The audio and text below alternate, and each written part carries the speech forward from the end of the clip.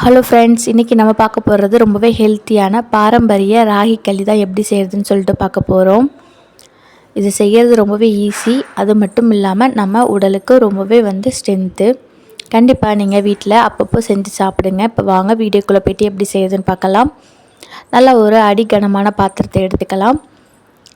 அதில் 1 கப் அளவுக்கு ராகி மாவு நல்லா தலையை தட்டிட்டு நான் எடுத்திருக்கேன். இப்போ எந்த கப்பால் நம்ம ராகி மாவு எடுக்கிறோமோ அதே கப்பால் 3லிருந்து 3.5 கப் அளவுக்கான தண்ணி கரெக்டாக இருக்கும் களி செய்கிறதுக்கு. நான் 3 கப் அளவுக்கான தண்ணி நான் சேர்த்துக்கிறேன். நீங்கள் இதுதான் ஃபஸ்ட் டைம் செய்ய போகிறீங்க அப்படின்னாலும் நம்ம காட்டுற இதே அளவுக்கான தண்ணி மாவு எல்லாம் எடுத்து செஞ்சு பாருங்கள். கண்டிப்பாக சூப்பராக வரும். ஒரு 1.5 டீஸ்பூன் அளவுக்கு நான் உப்பு சேர்த்துக்கிறேன். உப்பு அதிகமாகாமல் மட்டும் பார்த்துக்கோங்க. கொஞ்சம் கம்மியாக இருந்தாலும் பிரச்சனை கிடையாது. ஏன்னா நம்ம சாம்பாரோ சட்னியோ தொட்டு சாப்பிடும் பொழுது அதுலேயும் உப்பு இருக்கும். இல்லை தண்ணியாக நம்ம கரைச்சி குடிக்கிறோம் அப்படின்னா அதுக்கும் நம்ம அட்ஜஸ்ட் பண்ணிக்கலாம். அப்போதைக்கு உப்பு போட்டு இப்போ உப்பு சேர்த்ததுக்கு அப்புறம் நம்ம இதை கட்டி இல்லாமல் நல்லா கலந்து கொடுத்துக்கணும். இது மற்ற கோதுமை மாவுலாம் கரைக்கிறப்ப தண்ணி ஊற்றிட்டு கரைச்சோன்னா ரொம்பவே கஷ்டமாக இருக்கும் கட்டி பிடிச்சிட்டு. இது அந்த மாதிரிலாம் இருக்காது. ஒரு 2-3 டைம் லைட்டாக கிண்டி கொடுத்தோன்னாவே கட்டியெல்லாம் உடைப்பட்டு நல்லா கரைஞ்சி வந்துடும். இப்போ இது ஒரு 10லேருந்து 15 நிமிஷம் நான் இன்றைக்கி அப்படியே வச்சிட போகிறேன். நமக்கு டைம் இருந்துச்சு அப்படின்னா 1 மணி நேரத்துலேருந்து 2 மணி நேரம் கூட கரைச்சி வச்சிட்டோம் அப்படின்னா நமக்கு கிண்டும் பொழுது ரொம்ப ஈஸியாக இருக்கும். மாவும் சுலபமாக வெந்து வந்துடும். இப்போ 10 நிமிஷத்துக்கு அப்புறமா நல்லா தெளிஞ்சிருக்குது. இதை அப்படியே ஸ்டவ்வில் வைக்காமல் கொஞ்சம் லைட்டாக கலக்கி கொடுத்துட்டு வைக்கலாம். ஸ்டவ்வை மீடியம் ஃப்ளேமில் வச்சுக்கோங்க. மீடியம் ஃப்ளேமில் வச்சுட்டு அப்பப்போ நம்ம கிண்டி கொடுத்தோம் அப்படின்னா போதும். ஒரு நிமிஷத்துக்கு கேப் விட்டு அப்புறம் லைட்டாக இந்த மாதிரி நான் காட்டுற மாதிரி லைட்டாக கிண்டி கொடுத்துட்டு உடனே அடுத்து கொஞ்ச நேரம் ரெஸ்ட் எடுத்துக்கலாம். அப்புறம் 1 நிமிஷத்துக்கு அப்புறமா லைட்டாக கிண்டி கொடுத்தாவே போதும். அந்த தண்ணி சூடு ஆகிற வரைக்குமே நம்ம அப்பப்போ கிண்டி கொடுத்தா போதும். இப்போ பாருங்கள், முன்னாடி நம்ம பார்த்ததுக்கு இப்போ தண்ணி சூடாக ஆரம்பிச்சிருச்சு. அந்த லைட்டாக அந்த பபிள்ஸோட வைப்ரேட் ஆகுது பாருங்கள். இப்போ தான் தண்ணி லைட்டாக சூடாக போகுது. நல்ல கெட்டியாகிடும் மாவு. நம்ம தண்ணியாக இருக்கிற மாதிரியே தெரியும். சடனாக பார்த்தா நமக்கு கெட்டியாயிடும். அதனால் இந்த களி செய்யும் பொழுது முடிஞ்ச அளவுக்கு நம்ம பக்கத்துலேயே இருந்து செய்கிறது நல்லது.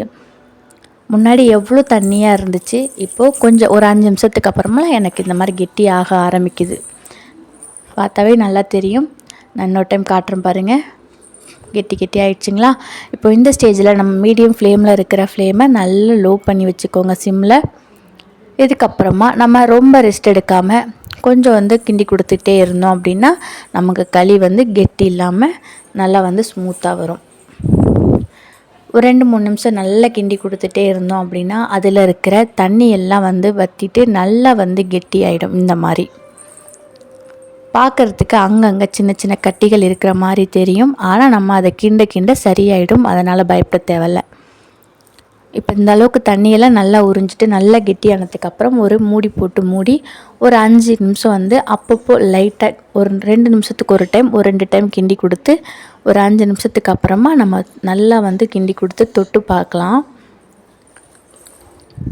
நல்லா ஸ்மூத் ஆகுது பாருங்கள் மாவு. முன்னாடி நம்ம பார்த்த மாவோடைய டெக்ஸ்சர் அதுக்கும் இப்போது பார்க்குற டெக்ஸ்சர் நல்லா ஸ்மூத்தாக நமக்கு பார்த்தாவே தெரியும். நமக்கு பச்சை வாடெல்லாம் போயிட்டு மாவு வெந்தது. நம்ம அது ப்ராக்டிஸில் செய்ய நமக்கு பழகிடும்.